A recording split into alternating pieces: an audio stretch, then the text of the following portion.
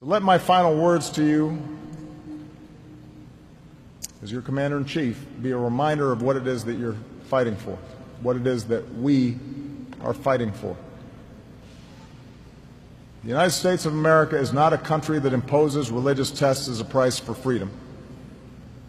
We're a country that was founded so that people could practice their faith as they choose. The United States of America is not a place where some citizens have to withstand greater scrutiny or carry a special ID card or prove that they're not an enemy from within. We're a country that has bled and struggled and sacrificed against that kind of discrimination and arbitrary rule here in our own country and around the world. We're a nation that believes freedom can never be taken for granted and that each of us has a responsibility to sustain it.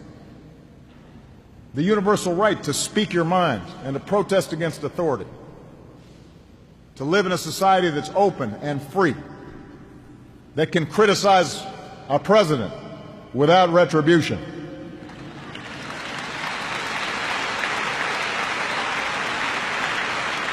A country where you're judged by the content of your character rather than what you look like or how you worship or what your last name is or where your family came from.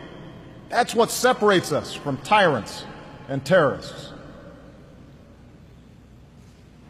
We are a nation that stands for the rule of law and strengthens the laws of war. When the Nazis were defeated, we put them on trial. Some couldn't understand that. It had never happened before. But as one of the American lawyers who was at Nuremberg says, I was trying to prove that the rule of law should govern human behavior. And by doing so, we broadened the scope and reach of justice around the world. Held ourselves out as a beacon and an example for others.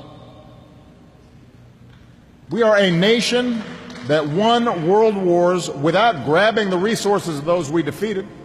We helped them rebuild. We didn't hold on to territory other than the cemeteries where we buried our dead. Our greatest generation fought and bled and died to build an international order of laws and institutions that could preserve the peace and extend prosperity and promote cooperation among nations. And for all of its imperfections, we depend on that international order to protect our own freedom. In other words, we are a nation that at our best has been defined by hope and not fear. A country that went through the crucible of a civil war to offer a new birth of freedom, that stormed the beaches of Normandy, climbed the hills of Iwo Jima, that saw ordinary people mobilize to extend the meaning of civil rights.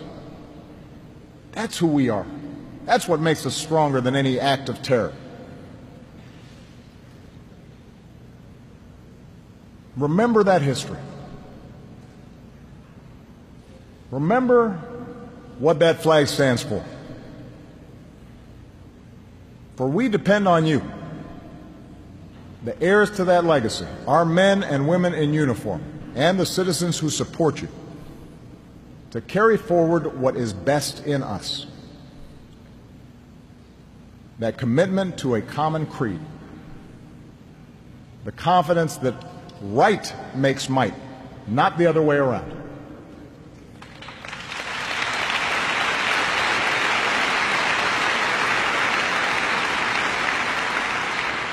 That's how we can sustain this long struggle.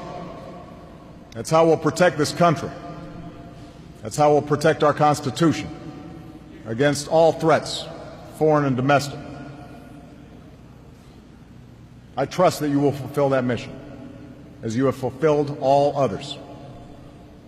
It has been the greatest honor of my life to serve as your Commander-in-Chief. I thank you for all that you've done and all that you will do in the future. May God bless you, may God bless our troops, and may God bless the United States of America.